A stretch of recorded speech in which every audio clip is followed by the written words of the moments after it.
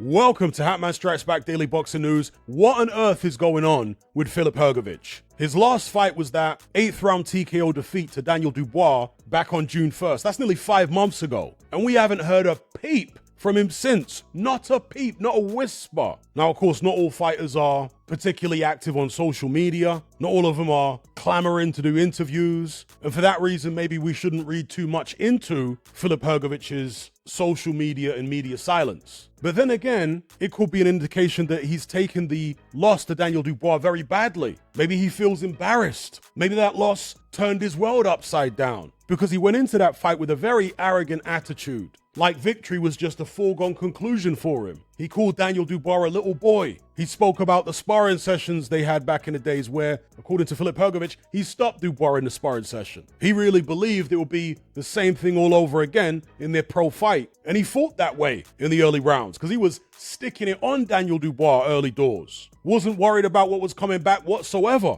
And when you got a chin like Filip Hrgovic, and I've been saying for the longest time now, Filip Hrgovic has got one of, if not the best chin in the heavyweight division. I always said that his chin was actually better than Joe Joyce's chin because people were banging on about Joe Joyce's chin as if it was made of cast iron. Not saying he ever had a bad chin, but I never bought the idea that he had an iron jaw because I saw him get flattened in the amateurs in about, 30 seconds or so by Sergey Kuzmin, properly flattened. And Joyce wasn't a young kid when that happened to him. He was like 27. Your chin is not going to drastically improve between the ages of 27 and 37. If it was between the ages of 17 and 27, then yeah, it might. But not 27 and 37. By 27, you're a fully grown man. You've got all your strength. Anyway, Hrgovic has got a fantastic chin. He showed that again in the Dubois fight. Certainly showed it in the Zhang fight. He's a pretty good puncher. Definitely not one of the elite punchers, but he's still got a decent amount of power there. And one thing that I recognize retrospectively, looking back at the Daniel Dubois fight, is that Filip Hrgovic's offense is actually underrated in terms of how creative he is. Because Anthony Joshua was struggling to land flush right hands on Daniel Dubois. Now, some people might chalk that up to Dubois improving his defense from the Hrgovic fight to the Joshua fight. I'm not too sure about that because Hrgovic was doing things in the Dubois fight that AJ was not doing. I've pointed this out previously. Filip Hrgovic was throwing different types of right hands, and he was also standing with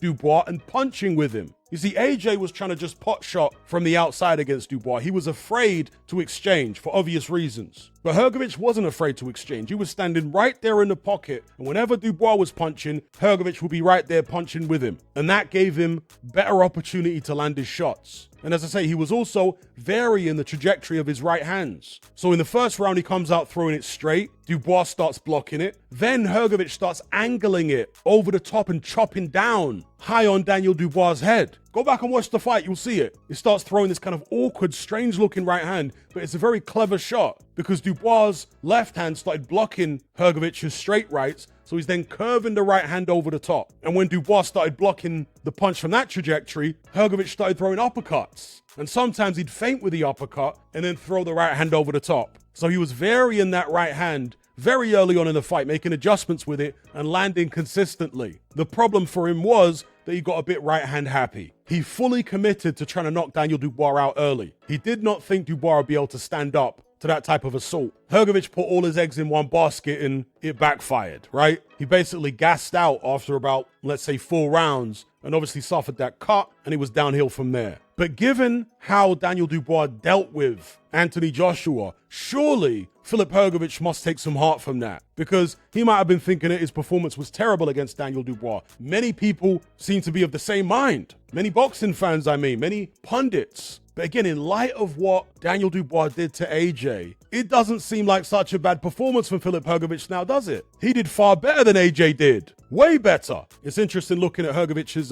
Wikipedia page here. So the nickname I'm familiar with is El Animal. That's the nickname he goes with these days. But he's got a couple of other nicknames. Hrgar, which I guess is an abbreviation of his surname, and also Stone Man. That's an interesting one. But I think it's very fitting, not only of his punch resistance, because he's got a great chin, but also of his demeanor, because he's got that kind of stoic, old school Eastern European vibe about him. You know, the Ivan Drago, I will break you vibe. Now, perhaps I'm in the minority here, but I would love to see Filip Hrgovic get back on the horse and get back in the mix. He just turned 32 years old earlier on this year, still young enough to make an impact in the heavyweight division. He was a good amateur, fought in the WSB. Let's see him back in there. If he wants to have a slightly easier fight before jumping back in at the deep end, maybe a rematch with Joe Joyce. Yes, a rematch because they fought in the WSB. Joyce actually won that fight, but apparently they're talking about Joyce having a rematch with Tony Yoka instead, which is also interesting. Well, how about Hrgovic versus Makhmudov or Hrgovic versus Sanchez? You see, the thing is, when you're dealing with a fighter that's got a really good chin, and they've got fighting ability as well, obviously, in my mind, you don't need to be as cautious when you're bringing them back as you would be with a fighter who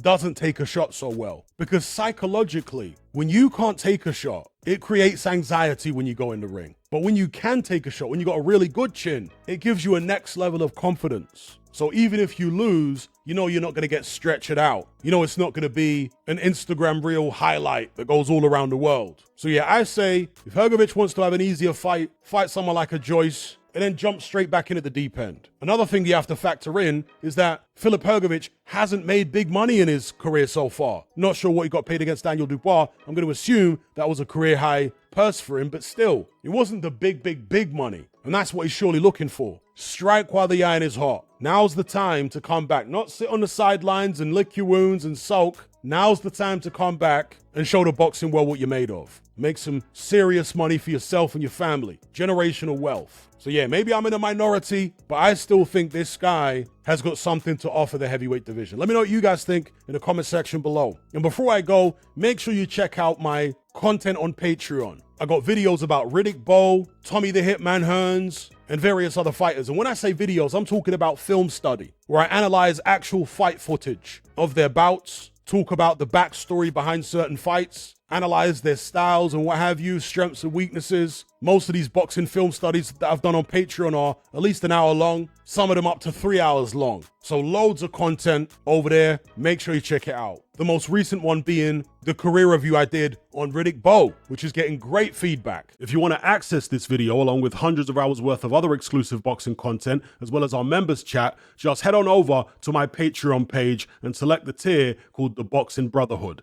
There's no contract, no commitment. You can cancel at any time, just like Netflix, but it's a hell of a lot cheaper. Just download the app from the Play Store or the App Store. All the links are in the description box below.